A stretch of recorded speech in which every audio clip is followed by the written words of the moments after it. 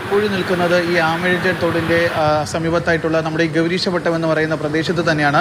നമുക്ക് ദൃശ്യങ്ങളിൽ നിന്ന് കുറച്ച് ആശ്വാസകരമായ കാര്യമാണ് കാണാൻ സാധിക്കുന്നത്. കാര്യം നമ്മൾ ഉച്ചയോടുകൂടി ഇവിടെ എത്തുമ്പോഴേക്കും ഏകദേശം ഈ ഒരു പാലത്തിൻ്റെ മുകളിൽ കൂടി വെള്ളം അറിയുന്ന ഒരു സാഹചര്യമാണ് ആ ഒരു സമയമൊട്ട് ഉണ്ടായിരുന്നത്. പക്ഷേ കഴിഞ്ഞ കുറച്ച് മണിക്കൂറുകളായി ഏകദേശം 2 മണിക്കൂറായി തിരുവനന്തപുരം നഗരത്തിൽ മഴ മാറി നിൽക്കുന്നത് കൊണ്ട് തന്നെ ഈ വെള്ളമൊക്കെ തന്നെ ഇപ്പോൾ ഇവിടുന്ന് കരയിലേക്ക് കയറിയ വെള്ളമൊക്കെ തന്നെ തിരികെ ആമഴിഞ്ചൻ തോട് വഴി പോകുന്ന കാഴ്ചയാണ് നമുക്ക് കാണാൻ സാധിക്കുന്നത്. അത് ചെറിയൊരു ആശ്വാസകരമായ വാർത്ത തന്നെയാണ്.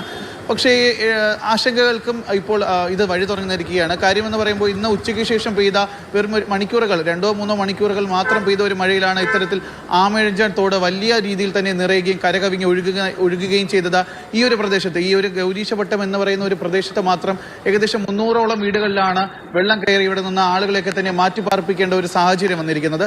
അതുകൊണ്ട് തന്നെ ഇന്ന് രാത്രിയിൽ തിരുവനന്തപുരം നഗരത്തിൽ ഇത്തരത്തിലൊരു വലിയ മഴ പെയ്തു കഴിഞ്ഞാൽ മണിക്കൂറുകളോ 1-2 മണിക്കൂർ മാത്രം നീണ്ടു നിൽക്കുന്ന തരത്തിലൊരു മഴ പെയ്തു കഴിഞ്ഞാൽ ഈ ഒരു പ്രദേശം മുഴുവൻ തന്നെ ഏകദേശം വെള്ളത്തിൽ മുങ്ങുന്ന ഒരു സാഹചര്യമായിരിക്കും ഉണ്ടാകുന്നത്.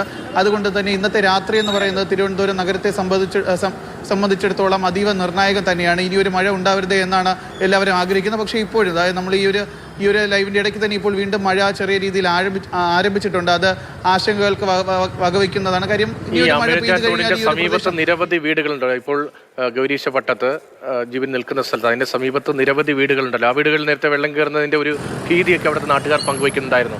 അവിടെയുള്ള ആളുകളെ മാറ്റിപ്പാർപ്പിക്കേണ്ട സ്ഥിതിയുണ്ടോ? ഇനി രാത്രി മഴ കനക്കുകയാണെങ്കിൽ എന്താകും അവസ്ഥയെന്നാണ് അവരുടെ അനുഭവത്തിൽ നിന്ന് പറയുന്നത്.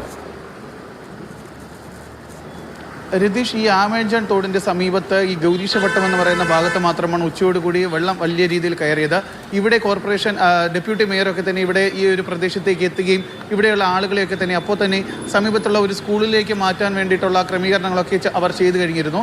പക്ഷേ അതല്ല വേണ്ടത്. കാര്യമെന്ന് പറയുമ്പോൾ ഇത് ഈ ഒരു പ്രദേശത്തെ മാത്രം സംബന്ധിക്കുന്ന ഒരു പ്രശ്നമല്ല. ഈ ആമഴിഞ്ചൻ തോട് തിരുവനന്തപുരം നഗരത്തിൻ്റെ ഹൃദയത്തിലൂടെ ഒഴുകുന്ന തോടാണ് ഈ ആമഴിഞ്ചൻ തോട് എന്ന് പറയുന്നത്. ഇതിന് വളരെയധികം നീളവും അതുപോലെ തന്നെ നഗരത്തിൻ്റെ പ്രധാനപ്പെട്ട എല്ലാ പ്രദേശങ്ങളിലും കൂടെ കടന്നു പോകുന്ന ഒരു തോട് തന്നെയാണ് ഈ ആമഴിഞ്ചൻ തോട്. അതുകൊണ്ട് തന്നെ ഇത് വൃത്തിയാക്കുക എന്നുള്ളതാണ് ഈ മഴയൊക്കെ തന്നെ മാറി നിൽക്കുന്ന സമയത്തൊക്കെ തന്നെ ഇത് വൃത്തിയാക്കുക എന്നുള്ളതാണ് ഏക മാർഗമെന്ന് പറയുന്നത്. കഴിഞ്ഞ ഒക്ടോബറിലും നവംബറിലും ഒക്കെ തന്നെ നമ്മൾ കണ്ടതാണ് ഈ ഒരു പ്രദേശത്ത് അന്നും വലിയ രീതിയിൽ തിരുവനന്തപുരം നഗരത്തിൽ ഒറ്റ രാത്രി പെയ്ത മഴയിലാണ് അന്ന് ഈ ആമഴിഞ്ചൻ തോടിൽ വലിയ രീതിയിൽ വെള്ളം കയറുകയും ഇന്ന് നമ്മൾ നിൽക്കുന്ന ഈ 300ഓളം വീടുകൾ എന്ന് പറയുന്ന അതേ സ്ഥലത്ത് തന്നെ അന്നും ഈ വീടുകൾ ഏകദേശം പൂർണ്ണമായി മുങ്ങുന്ന ഒരു സാഹചര്യമാണ് അന്നും ഇവിടെ ഉണ്ടായിരുന്നത്. അന്ന് ഈ ആളുകളെയൊക്കെ തന്നെ ഇവിടെ നിന്ന് മാറ്റി പാർപ്പിച്ചതിന് ശേഷം അന്ന് കോർപ്പറേഷനിൽ നിന്ന് മേയർ ഉൾപ്പെടെയുള്ളവർ പറഞ്ഞതാണ് അടുത്തൊരു മഴയത്ത് മുമ്പ് തന്നെ ഈ ആമഴിഞ്ചൻ തോട് പൂർണ്ണമായി വൃത്തിയാക്കുകയും ഇവിടെയുള്ള കെട്ടിക്കിടക്കുന്ന ചെളിയും അതുപോലെ തന്നെ പ്ലാസ്റ്റിക് മാലിന്യങ്ങളും ഒക്കെ തന്നെ ഇവിടെ നിന്ന് മുഴുവനായി നീക്കം ചെയ്തുകൊണ്ട് ആമഴിഞ്ചൻ തോട്ടിൽ കൂടെയുള്ള വെള്ളത്തിൻ്റെ ഒഴുക്ക് പൂർണ്ണതോതിൽ പോകുന്നതിന് വേണ്ടിയിട്ടുള്ള ക്രമീകരണങ്ങളൊക്കെ ചെയ്യുമെന്ന് അവർ പറഞ്ഞിരുന്നതാണ്. പക്ഷേ അതിനുള്ള പ്രാരംഭഘട്ട പണികളൊക്കെ തന്നെ ഇവിടെ നിന്ന് ചെയ്തിട്ടുണ്ട്. പല ഭാഗങ്ങളിലും ഈ ആമഴിഞ്ചൻ തോടിൻ്റെ നമുക്ക് ഗൗരീശപട്ടത്തിൻ്റെ മറുവശത്തേക്ക് പോവുകയാണെന്നുണ്ടെങ്കിൽ പാലത്തിന് സമീപമായുള്ള പ്രദേശത്തൊക്കെ തന്നെ ചെളികൾ നീക്കുന്നതിന് വേണ്ടിയിട്ടുള്ള നടപടികൾ അവർ ചെയ്തിട്ടുണ്ടായിരുന്നു. പക്ഷേ അതുകൊണ്ട് മാത്രം ഒന്നും ആകുന്നില്ല. ഈ പോകുന്ന പ്രദേശത്തൊക്കെ തന്നെ ശരി, ആമഴിഞ്ചൻ തോടിന്റെ അപകടകരമായ സ്ഥിതി അത് ഇനിയും മഴ പെയ്താൽ രാത്രിയും കൂടുതൽ ദുഷ്കരമാകും. പക്ഷേ ഇപ്പോൾ ആശ്വാസകരമായി അല്പം ജലനിരപ്പ് താഴ്ന്നിട്ടുണ്ട്. അതേസമയം തിരുവനന്തപുരം പഴവങ്ങാടി ഭാഗത്ത് കടകളിൽ നേരത്തെ വലിയ തോതിൽ വെള്ളം കയറിയിരുന്നു.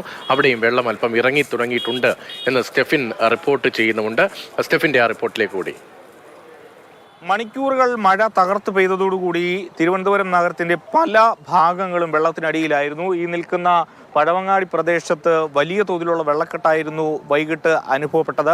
ഇവിടുത്തെ അതിരൂക്ഷമായ പ്രതിസന്ധിക്ക് ഏറ്റവും കാരണമായത് ആമഴിഞ്ചൻ തോടിൻ്റെ ഈ കൈവരി ഇവിടെ തകർന്നതാണ്. ഈ കൈവരി തകർന്നാണ് ഈ പ്രദേശത്തേക്കൊക്കെ തന്നെ വെള്ളം ഇങ്ങനെ ഇരച്ച് എത്തിയത്. ഇപ്പോഴും പൂർണ്ണമായി ഇവിടുത്തെ ആശങ്ക ഒഴിഞ്ഞു എന്ന് നമുക്ക് പറയാൻ ആകില്ല. കാരണം ഇപ്പോഴും ഈ വെള്ളം കയറിയ സ്ഥലങ്ങളിൽ ഒക്കെ തന്നെ വലിയ തോതിലുള്ളൊരു പ്രതിസന്ധി ഇപ്പോഴും നിലനിൽക്കുന്നുണ്ട്. ഈ ഭാഗത്തെ ആണ് കൈവരി തകർന്നത്. അതിലൂടെ ഈ മലിനമായ വെള്ളം ഇങ്ങോട്ടേക്ക് ഒഴുകി എത്തുകയായിരുന്നു. കൃത്യമായി നമുക്ക് ഇത് കാണുമ്പോൾ പറയാൻ കഴിയും മഴക്കാല പൂർവ്വ ശുചീകരണത്തിലെ ഒരു വീഴ്ചയാണ് ഇത്തരത്തിൽ ഇന്ന് ഇവിടെ ഉണ്ടായ പ്രതിസന്ധിക്ക് കാരണം എന്ന് നിസ്സംശയം പറയാം. കാരണം നമുക്ക് ആ ദൃശ്യങ്ങൾ കാണാം, ചെളിയും മാലിന്യവും ഒക്കെ അടിഞ്ഞുകൂടിയ ഒരു സ്ഥിതിയാണ് യഥാർത്ഥത്തിൽ ഇവിടെ ഉള്ളത്.